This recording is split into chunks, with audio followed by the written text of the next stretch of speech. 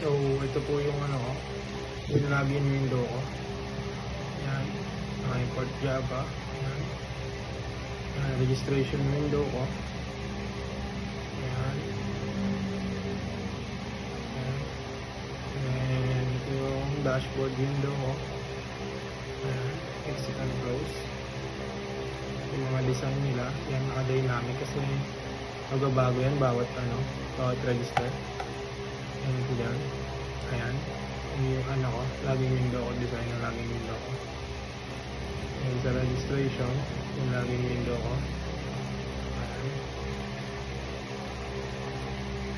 Ayan. Try natin yung run, control F11. Ito na tayo yung login window. 11. And then, third. 1, 2, 3, 4. Login. So, wrong kasi wala pa, hindi pa napag-register. Natin i-register, then third. 1, 2, 3, 4. Then 1, 2, 3, 4. 4, 2 na lang. 2 na. Yan. Meron yung Philippines.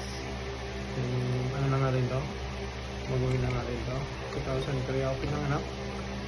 Then July. So, 7. Then 14. Yan. Register. Register is successful. Register tayo. Third. 1, 2, 3, 4. Login tayo. Login successful. Ayan. Labas yung ano ko. Yung Monday. Yung July 14. Mag-log out na tayo. Ayan. Back to login. Okay na yan.